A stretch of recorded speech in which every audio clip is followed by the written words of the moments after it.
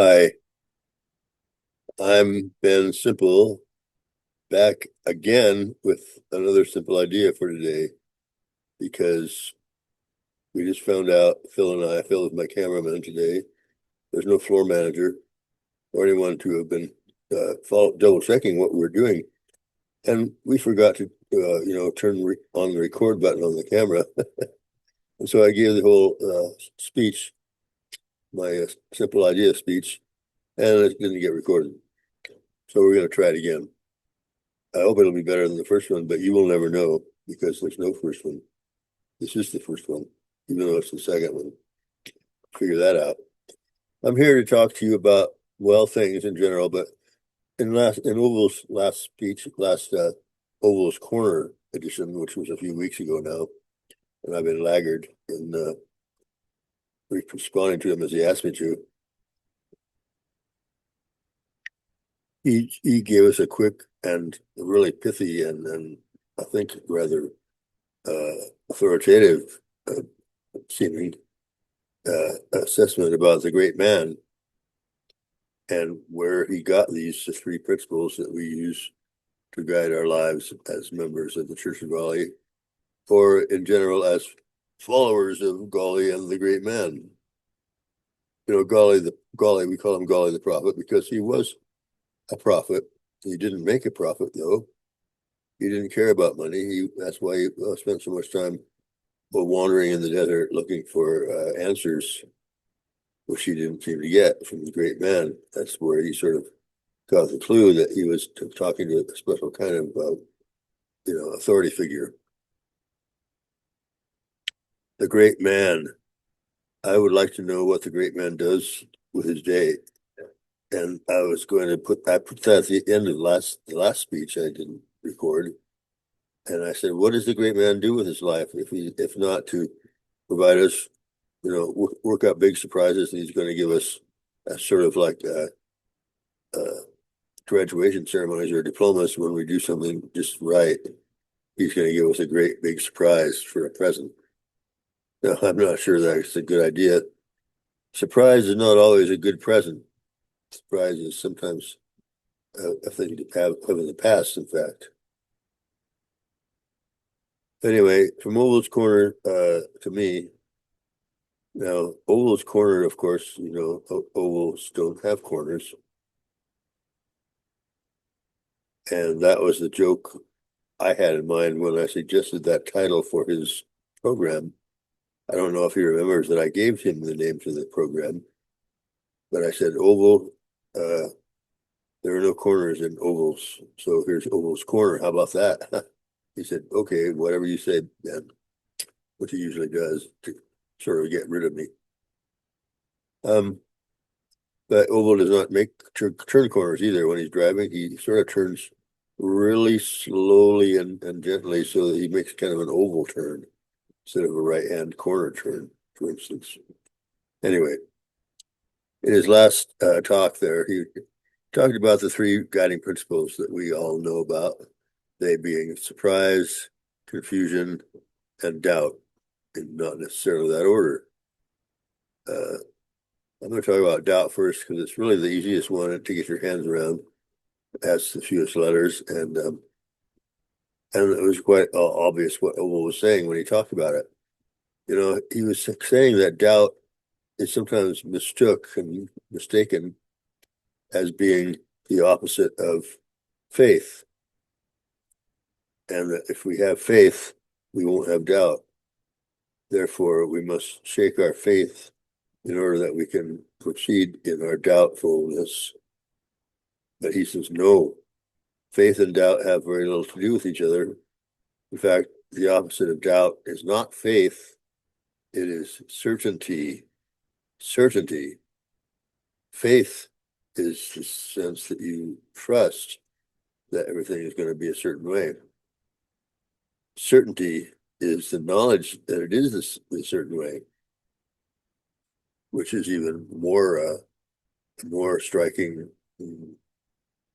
Let's not say sin, of course. We don't talk that way about things around here, but it could be a kind of a mistake in perception that you might want to consider.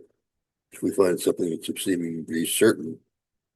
Because really, if you think that something is certain, you can be certain that's not going to be that way the next time you turn around and look at it again. Things change quickly, more quickly than even faith can handle. And if you're trying to be certain about things, you're really going to be running fast like the tiger around the tree. So, doubt and certainty, let's keep those in mind. Now,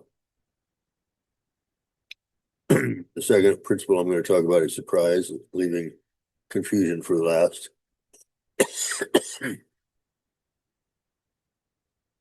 Surprise has always been, ever since the old days, the beginning days, where Ethel and Oval had a great time. It was sort of like a contest to see who could do the most practical jokes to the other. And that was like a way of inducing surprise in the other. Not necessarily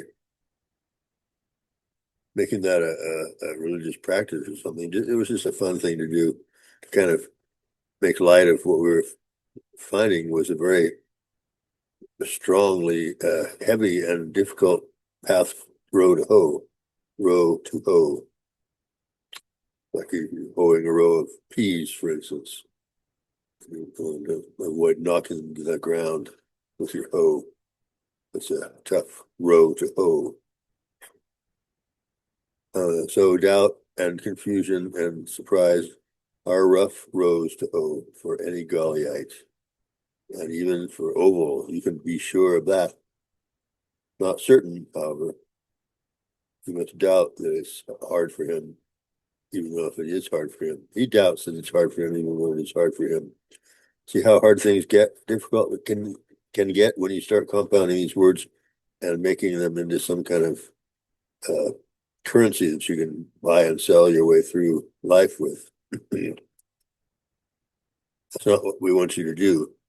That's not what we want ourselves to do. We don't try to tell you what to do. We try to lead by example. And we tell ourselves, don't use the three principles as selling points. Don't use them to pay for your way through life. Don't act like you are better than everybody else by using these words as often as possible in connection with your own actions. You know, these glasses are kind of uncomfortable, but I guess I'm gonna leave them on. Anyway, the opposite of surprise, Oval says, is illusion.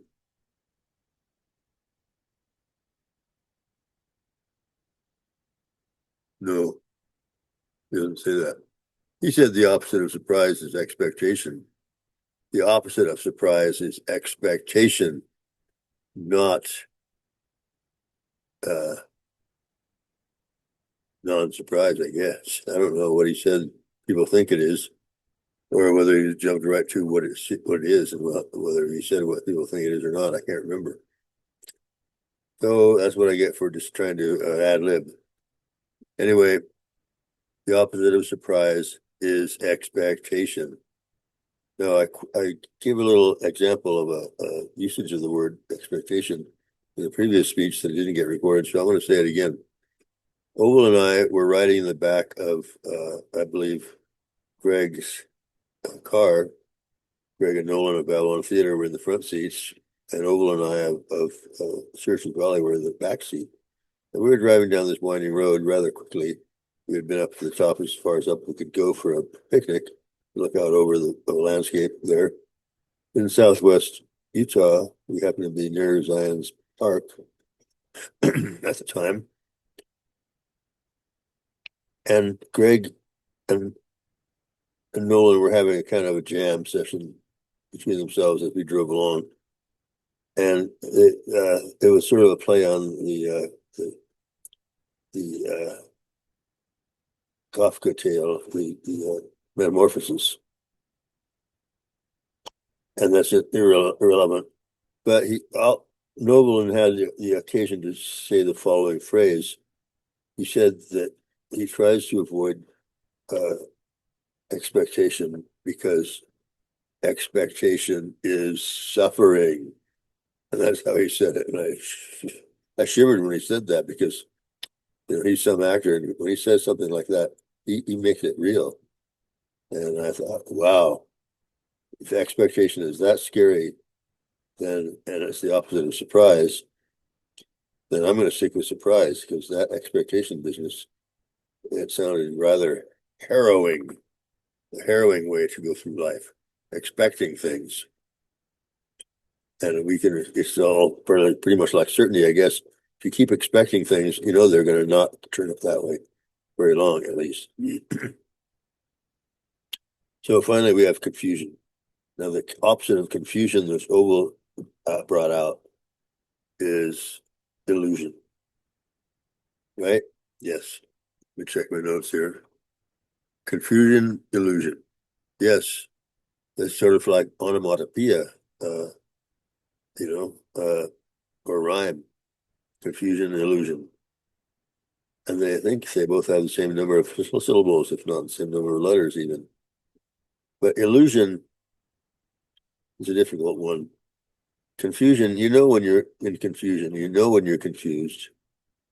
It causes you to go the wrong way when you're supposed to go the opposite way, and so forth, like that.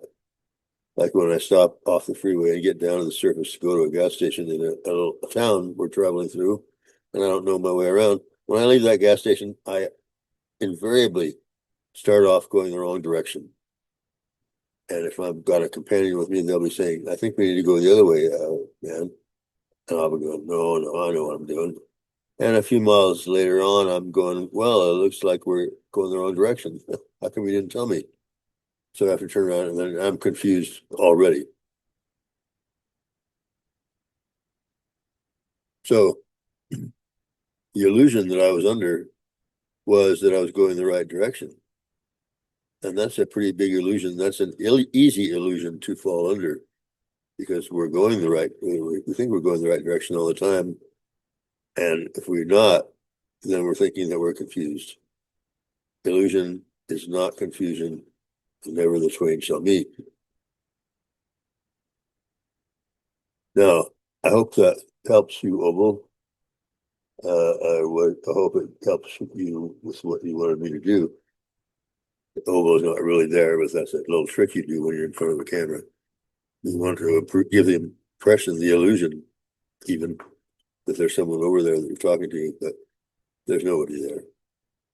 In fact, there's nobody there, including the floor manager, and the cameraman is still there. Phil's still there. And Phil, you did turn on the record button, did you not? Yes, yes. I think I saw you. All right. This has been the Oval. This has been Ben's Simple Idea. I think didn't mention that. I was so confused and expectation though at the beginning that I lost my way.